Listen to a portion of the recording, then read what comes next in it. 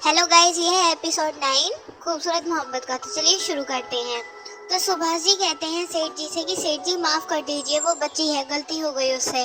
तो सेठ जी कहते हैं कि कोई बात नहीं बरखुरदार, लेकिन जब बच्चे हाथ से निकल जाते हैं तो माफी मांगना आम बात हो जाती है। किससे माफी मांगोगे आप? तो सुभाष जी कहते हैं कि मैं उसे समझाऊंगा, आप टेंशन मत लीजिए, आप बस माफ कर दीजिए, मैं मंदिरा की तरफ से माफी मांगता हूँ। इतने में मनाली आ जाती है और टेबल पे चाय रख देती है। मनाली को देखते हुए सेठ जी कहते हैं कि वैसे मैं मंदिरा की नहीं, मनाली की बात कर रहा था रिश्ते के लिए। तो सुभाष जी कहते हैं कि अभी इतने पैसे नहीं हैं, अगर पैसों का जुगाड़ होगा तो मैं आपको बताऊंगा। फिर सेठ जी चाय पीते हुए कहते हैं कि ठीक है, मुझे आपकी लड़की की बात का बुरा नहीं लगा, लेकिन आप उसे समझाइएगा। फिर सेठ जी चाय खत्म करके जाने लगते हैं तो सुभाष जी कहते हैं धन्यवाद। सेठ जी गेट तक ही पहुंचते हैं और वो कहते हैं एक बात कहूँ सुभाष? तो सुभाष जी कहते हैं जी कहिए। तो सेठ जी कहते हैं कि मंदिरा के रवैये को हल्के में मत लेना, तुम लोग तो झेलोगे लेकिन हर कोई नहीं झेलेगा।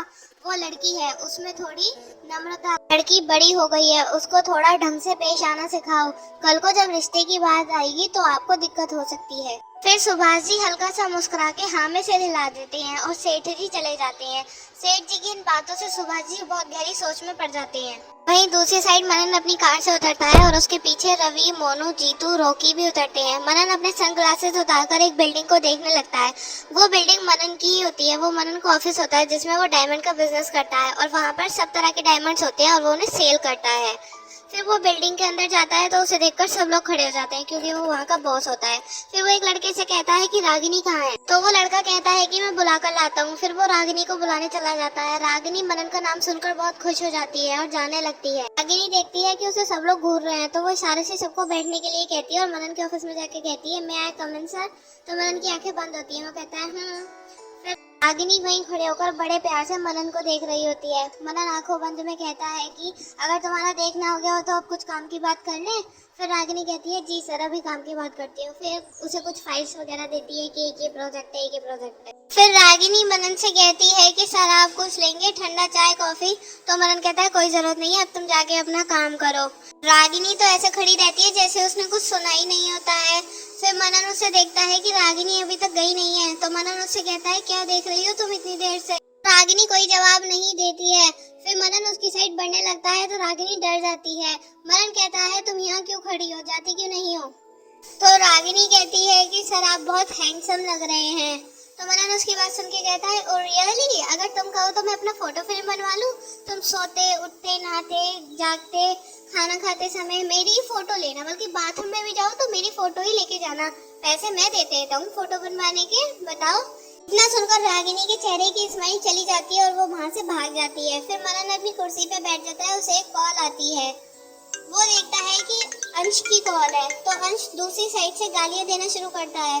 फिर मनन कहता है अबे पागल इंसान, हुआ क्या? ये तो बता, गालियां ही दिए जा रहा है। तो अंश कहता है कि तू कहाँ है, मुझे बिना बताए चला गया, मुझे बता के तो जाता।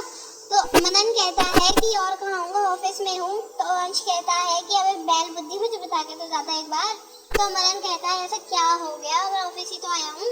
तो अंश कहता है कि तू पूछ रहा है क्या हो गया, मेरे इतने सालों का रिकॉर्ड टूट गया तेरी वजह से।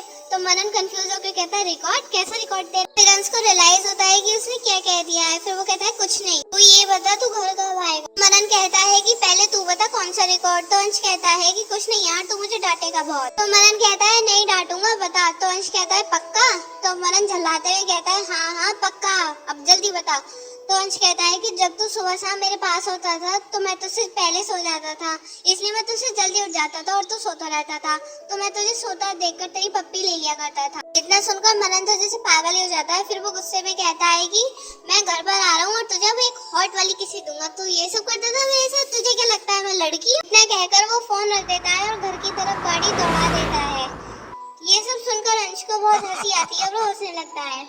वहीं दूसरी साइड रानी जी सुभाष जी से कह रही होती है कि मुझे लगता है हमें मंदिर जाना चाहिए और हम मंदिरा को भी पंडित जी से मिलवा देंगे, उसे सद्बुद्धि की जरूरत है। गाइस वो बॉडा में ना। तो सुभाष जी कहते हैं हाँ रानी जी आप सही कह रही हैं, इससे थोड़ी मन को शांति भी मिल जाएगी, सुबह से मंदिरा की टेंशन में घूम रहा हूँ। तो रानी जी कहती है ठीक है, मैं तैयार होकर आती हूँ और मंदिरा को भी कह देती हूँ तैयार होने के लिए। तो सुभाष जी कहते हैं ठीक है, मैं भी तैयार होकर आता हूँ। फिर सुभाष जी अपने कमरे में चले जाते हैं। इतना बोलकर रानी जी मंदिरा के कमरे में चली जाती हैं और वो मंदिरा से कहती हैं कि बेटा जल्दी से तैयार हो जाओ, हमें मंदिर जाना है। मंदिरा मुंह घुसाकर बोलती है माँ मेरे पास इन सब चीजों के लिए टाइम नहीं है, आप ही चली जाओ। तो रानी जी कहती है ऐसा क्या काम है तुम्हारे पास जो तुम्हारे पास टाइम नहीं है मंदिर जाने के लिए? आजकल कुछ ज्यादा ही बदतमीज होती जा रही हो तुम।